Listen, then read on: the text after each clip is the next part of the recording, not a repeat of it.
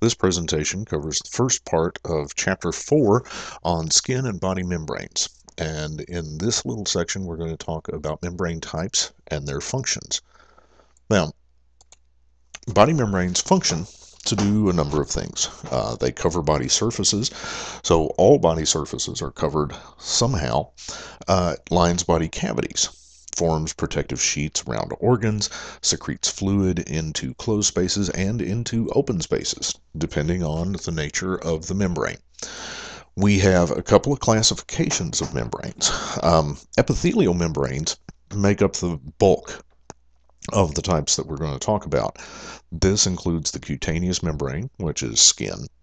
It has mucous membranes, which are any membrane open to the exterior. So we're talking digestive tract and respiratory tract.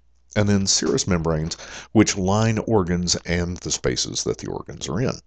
Additionally, we have connective tissue membranes, which are the synovial membranes, which surround movable joints. And these are surrounding all joints that are capable of moving. Now, the cutaneous membrane is the skin.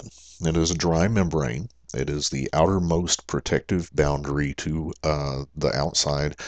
It is made of a couple of layers. There's a superficial epidermis, which is composed of keratinized, stratified, squamous epithelium. Remember, keratinized and stratified tissues are thick for abrasive protection of abrasive.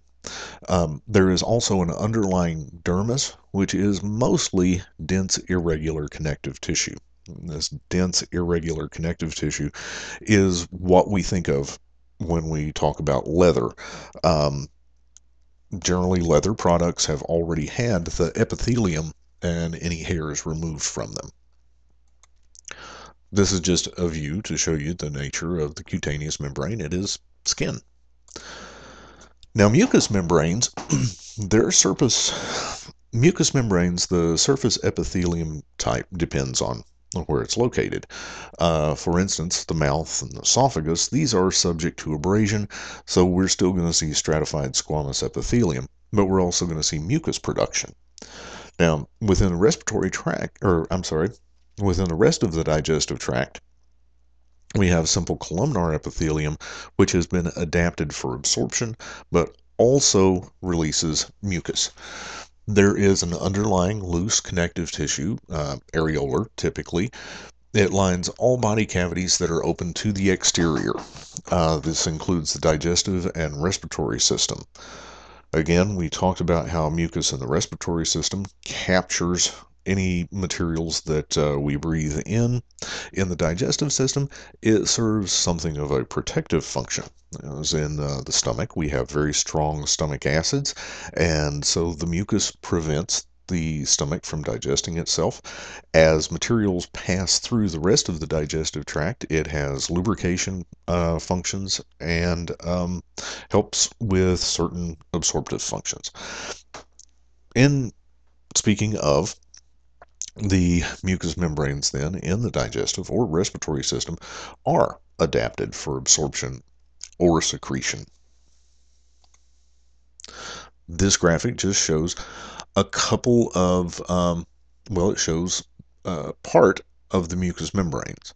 And you can see the nasal cavity, oral cavity, upper respiratory tract, digestive tract, stomach, and the remainder of the digestive tract, as well as the lungs, are lined with these mucous membranes. Serous membranes, the surface is simple squamous epithelium, and it doesn't have to be thick because these tissues are not subject to abrasion. Now, one of the reasons they're not subject to abrasion is that serous membranes release a fluid which acts as a lubricant. The underlying tissue in this is, again, a thin layer of areolar connective tissue, lines open body cavities that are closed to the exterior. So serous membranes should not be exposed. They are sterile environments. Serous membranes occur in pairs. separated by this serous fluid. Now, this serous fluid is a watery, runny kind of thing. It has proteins in it, so it is a little thicker than water, but very liquid. The two layers are the visceral layer, which surrounds the organ itself, and then the chamber that the organ is in is also lined with what we refer to as the parietal layer. Now, these two layers actually do merge together, and if you look here, um, it's kind of like putting your fist into a not well-filled balloon. And so we have this fluid that is filling this gap, and this would be our parietal layer, the outer portion. The part that is surrounding the fist would be the visceral portion, and then there's this transitional area where we switch from one to the other. There are a few specific serous membranes, and you should know these names. We have surrounding the abdominal cavity, the peritoneum, and that includes the visceral peritoneum and the parietal peritoneum.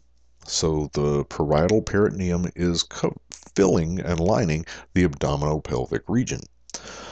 We have the pleura, which surrounds the lungs. And so we have, again, the visceral and parietal pleura. The parietal pleura is lining the thoracic cavity. The visceral pleura covers the lungs.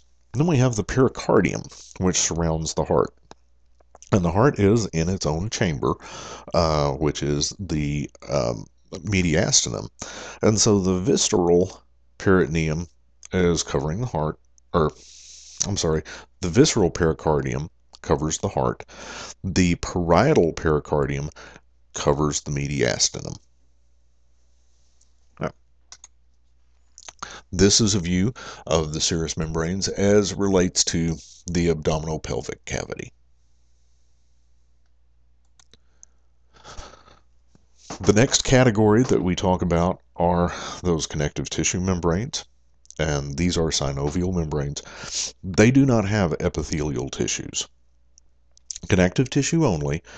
They line fibrous capsules that surround joints. That fibrous capsule, when we talk about bones, we talk about there is a periosteum, and that periosteum actually goes up along the bone, and then it jumps the space from one bone to the next, and it is this cavity that it forms that is our synovial cavity and contains the synovial fluid that is put out by that synovial membrane. Synovial fluid is similar to serous fluid. It is wet. It has some proteins in it again that make it a good lubricant. It is perhaps a little thicker, but again, this lubricating fluid is synovial fluid. So we've talked about all of the different membrane types, and in the next presentation, we're going to talk about the integumentary system specifically.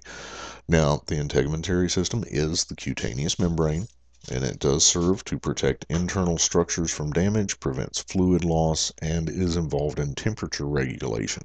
We'll talk about the ways it does that in our next presentation. There are also epithelial derivatives or skin derivatives that are part of this system. These include sweat glands and oil glands, hair and nails, and they serve a variety of heating, cooling, and protective functions. Again, things that we will cover in our presentation on the integument. So hopefully this has given you an idea of the membrane types. So thank you much.